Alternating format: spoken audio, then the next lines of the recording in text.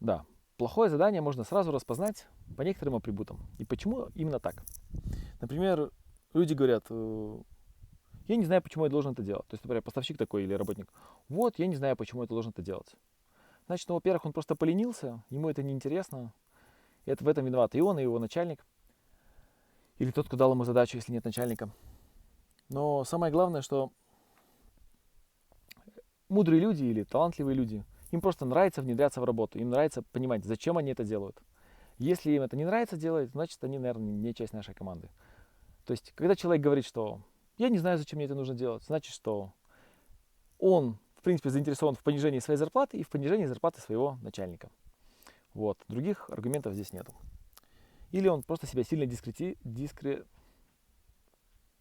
дискретизирует, и, в принципе, самооценка что-то проблема. И поэтому проще, чтобы во все это не лезть, просто интересоваться задачкой. Дальше. Часто люди дают задачу и не заботятся о своем поставщике. То есть я дал и пофиг. Но на самом деле это, во-первых, нечеловечно, но это ладно. Во-вторых, проект получается дороже. То есть вы не позаботились о ком-то, не переживайте, он о вас тоже не позаботится. И в результате проект будет дорогой, пострадают все. Дальше я делал работу, которая мне не нравится, но я просто никому не сказал. Ну, это такое своеобразное слабоумие, потому что зачем ты делал работу, которая тебе не нравится? В априори тебя принимали для того, чтобы ты делал работу, которая тебе нравится. Если тебе не нравится, должен сразу сказать, эта работа мне не нравится, ребят, давайте что-то менять. Но если ты сидишь, молчишь, и таких людей надо удалять из компании или быстро переучивать, значит просто что-то не так с самооценкой. Надо быстро это исправлять, и прям надо быстро это исправлять и делать работу, которая нравится. Вообще мир меняют люди, которые делают работу, которая им нравится. Вот. Ну, либо, конечно, если это оптимизаторы и пытаются устранить то, что им не нравится, они тоже могут поменять мир.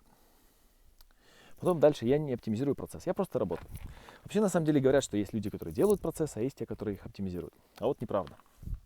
В компании должны быть только те, кто оптимизирует свои процессы. То есть эти просто работают, а эти оптимизируют. Нифига. Такого не работает. В компании каждый человек работает. В компании каждый человек оптимизирует свое рабочее место. Конечно, есть те, кто оптимизирует лучше или хуже и могут просить помощи. Но за оптимизацию своего рабочего места отвечает сам же человек. Это натурально. И, в принципе, это даже свойственно, не знаю, там, гепардам, муравьям и пчелкам. Все оптимизируют пространство и рабочий процесс.